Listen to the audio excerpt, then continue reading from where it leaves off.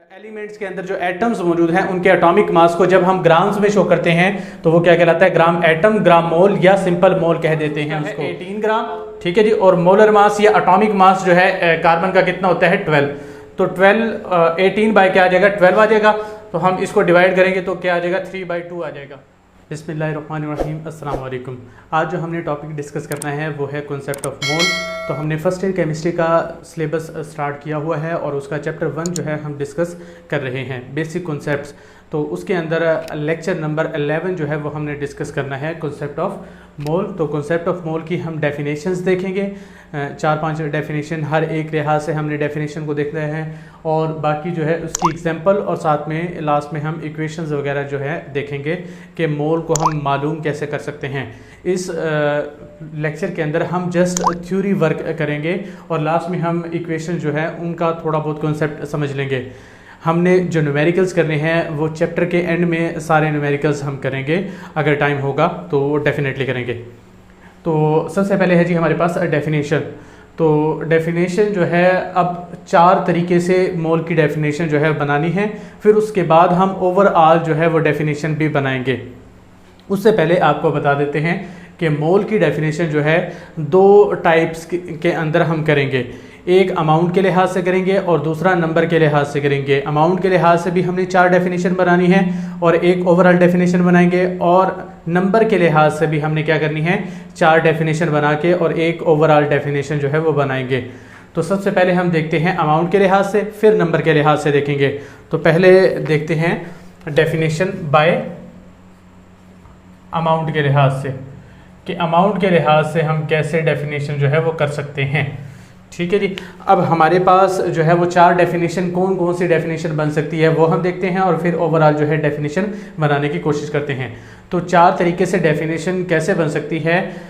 हमारे पास केमिस्ट्री के अंदर जो चीज़ें डील कर रहे होते हैं तो उसके अंदर 4 टाइप्स की स्पीशीज़ होती है, और वो कौन कौन सी होती है वो हम देख लेते हैं।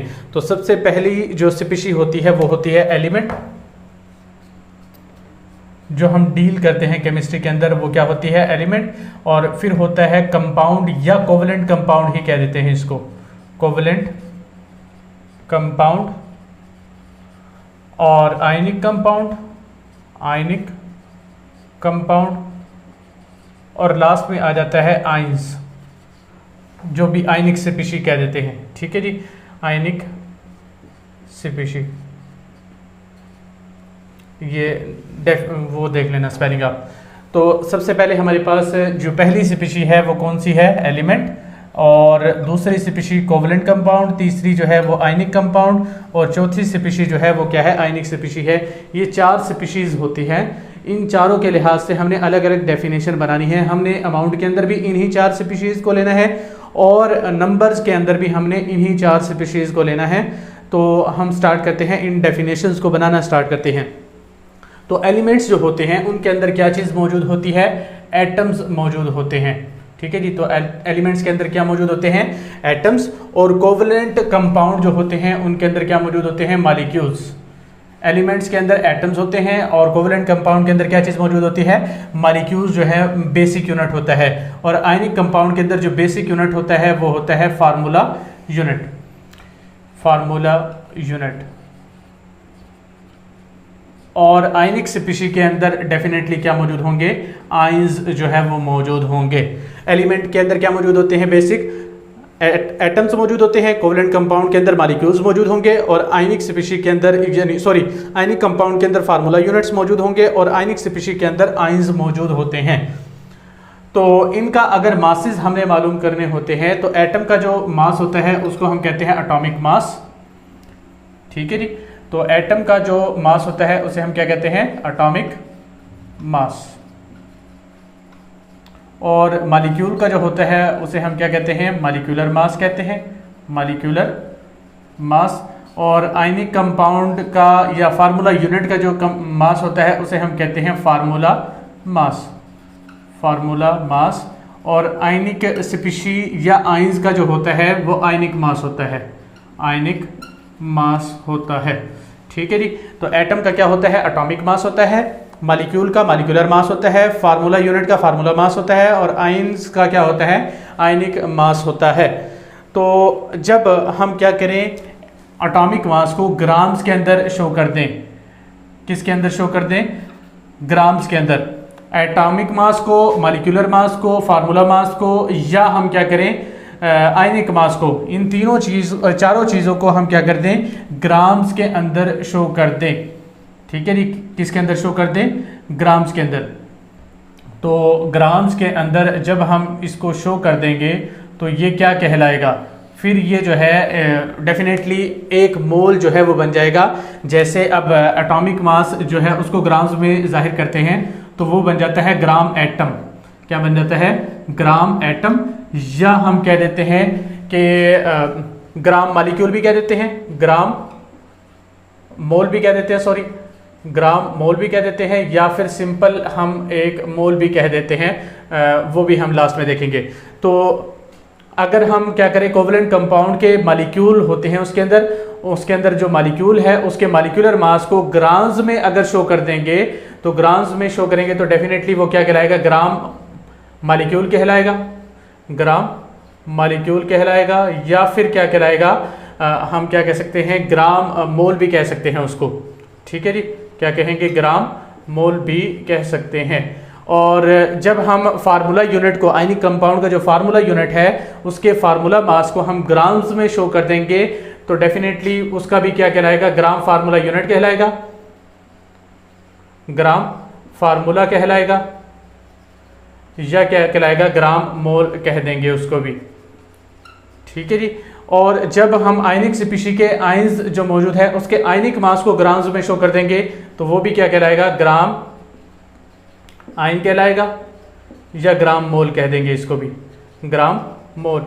या ओवरऑल जो है इन सब को हम क्या कह सकते हैं, हम मोल कह सकते हैं।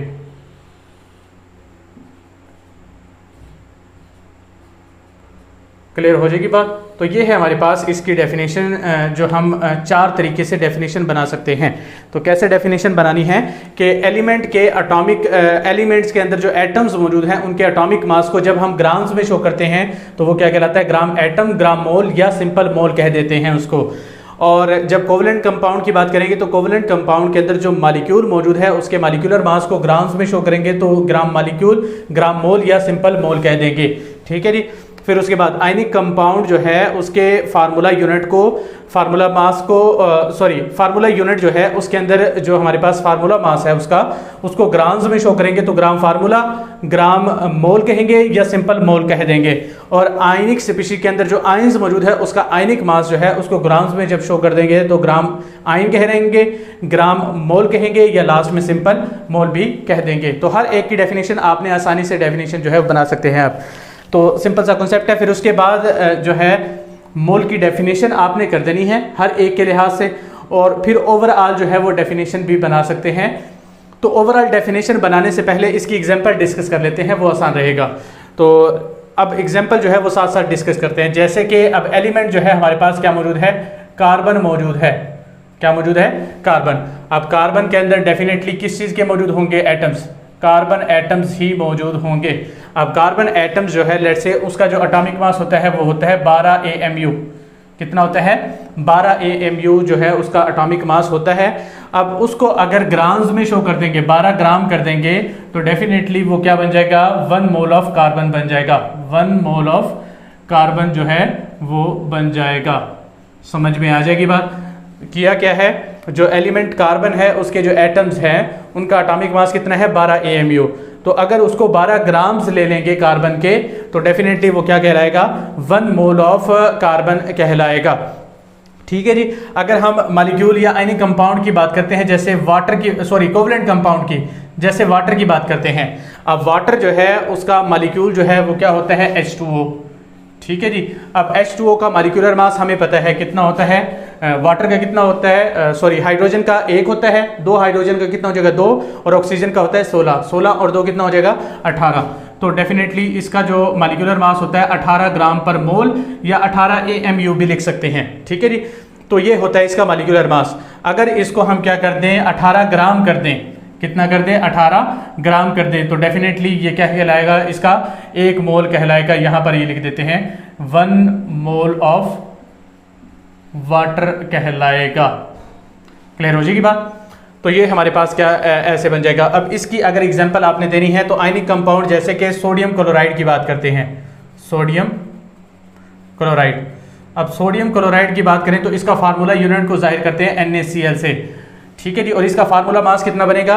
अब डेफिनेटली जो सोडियम है उसका होता है 23 होता है और इसका होता है क्लोरीन का 35.5।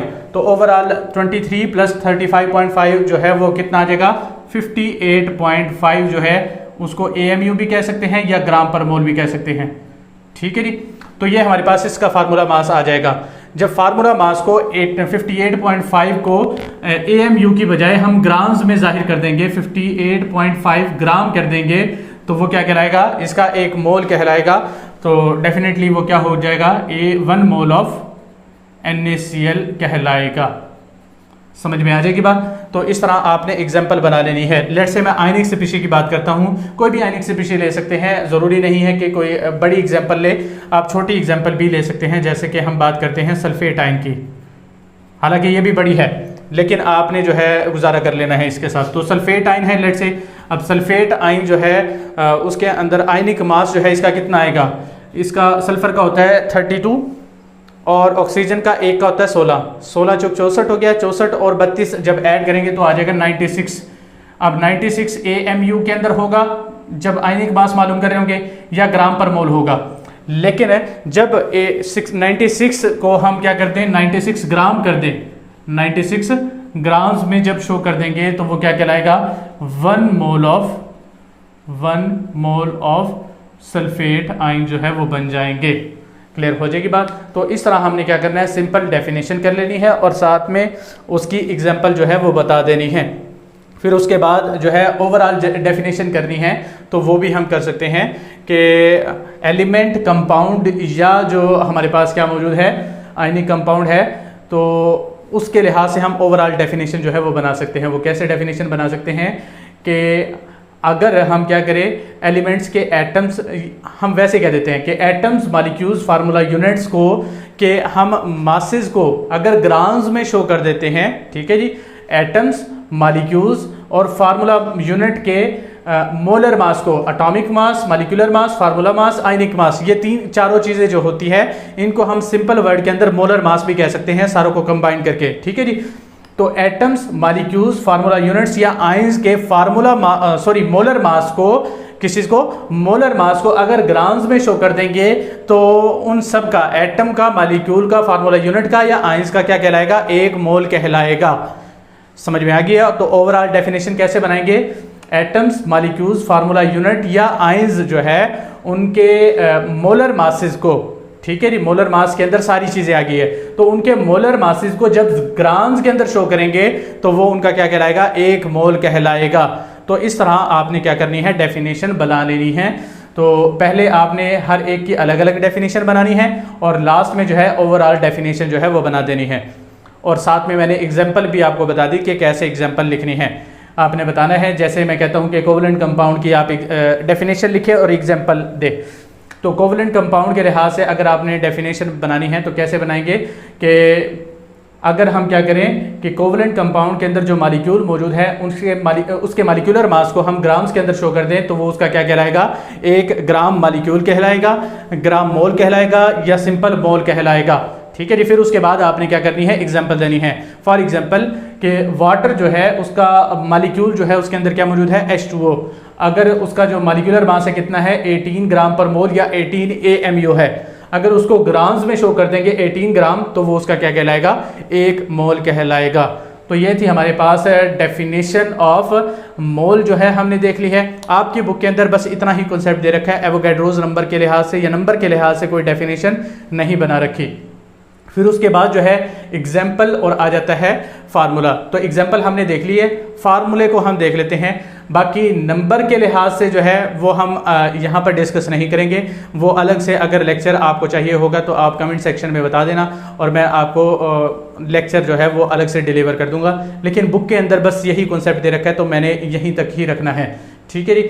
लास्ट में क्या है, फार्मूलाज। तो फार्मूलाज कैसे बना सकते हैं, किसी भी चीज़ का हमने अगर नंबर ऑफ मोल्स जो है मालूम करने हैं तो वो कैसे मालूम कर सकते हैं, वो हम देख लेते हैं। तो नंबर ऑफ मोल्स, ठीक है जी। तो mass of and molar mass of that species, ठीक है जी। यहाँ पर भी यही लिख लें, दैट स्पीशी, ठीक है जी। तो किसी भी हमने स्पीशी के मोल्स निकालने होंगे तो मास ओवर उसका क्या कर देंगे, मोलर मास कर देंगे, तो उससे हम क्या कर देंगे, उसके मोल्स जो है वो फाइंड आउट कर सकते हैं। लेट्स से मैं कहता हूं कि कार्बन जो है हमारे पास 18 ग्राम मौजूद है, हमारे पास कितना मौजूद है, 18 ग्राम जो है वो मौजूद है, और उसके मोल निकाल के दिखाएं आप। तो डेफिनेटली मास ओवर मोलर मास है, तो मास उसका है 18 ग्राम, ठीक है जी। और मोलर मास या एटॉमिक मास जो है कार्बन का कितना होता है 12, तो 12 18 बाय क्या आ जाएगा 12 आ जाएगा। तो हम इसको डिवाइड करेंगे तो क्या आ जाएगा 3/2 आ जाएगा, ठीक है जी। और इसको अशारिया के अंदर लेके जाना है तो ले जाएं। तो इस तरह हम क्या कर सकते हैं, नंबर ऑफ मोल्स जो है वो कैलकुलेट कर सकते हैं। मैं कहता हूँ लेट्स से कि वाटर का हमारे पास जो है वो 36 ग्राम मौजूद हैं, और उसके नंबर ऑफ मोल्स जो है वो कैलकुलेट करके दिखाएं मॉलिक्यूल के लिहाज से हम देख रहे हैं अब, ठीक है जी। कितना है वाटर का 36 जो है वो हमारे पास ग्राम मौजूद है, तो उसका भी हम कर सकते हैं। तो मास कितना है हमारे पास 36 ग्राम, ऐसे है ना, 36 ग्राम, और जो मोलर मास या मॉलिक्यूलर मास है वो कितना है 18 ग्राम पर मोल। अब ग्राम से तो ग्राम कैंसिल हो गया, ऐसे ही है। और यहाँ पर देखेंगे तो 2 आ जाएगा, तो 2 हमारे पास मोल जब माइनस का है तो ऊपर जाके क्या हो जाएगा, मोल प्लस हो जाएगा, तो 2 मोल आएंगे। इसके नंबर ऑफ मोल्स जो है ऐसे कैलकुलेट हमने कर लेना है, समझ में आ जाएगी बात। तो मास को ऊपर रखना है डिवाइडेड बाय उसके मोलर मास को। मोलर मास एटॉमिक मास भी हो सकता है, मॉलिक्यूलर मास, फार्मूला मास या आयनिक मास, कोई भी चीज़ हो सकती है, ठीक है जी। और वो गिवन होती है पहले से ही, टेबल्स की मदद से, हम पीरियोडिक टेबल की मदद से मालूम कर लेते हैं। तो इस तरह हम क्या कर सकते हैं, नंबर ऑफ मोल्स जो है वो कैलकुलेट कर सकते हैं। ये जस्ट मैंने आपको फार्मूला बताया है, इसके जो रिलेटेड न्यूमेरिकल्स है वो हम अलग लेक्चर के अंदर डिस्कस करेंगे जब हमारा ये चैप्टर जो है कंप्लीट हो जाएगा। तो ये था हमारे पास कॉन्सेप्ट ऑफ मोल। नेक्स्ट जो है वो हमने डिस्कस करना है कॉन्सेप्ट ऑफ एवोगाड्रोस नंबर। तो मिलते हैं नेक्स्ट वीडियो के अंदर, तब तक के लिए अल्लाह हाफिज़।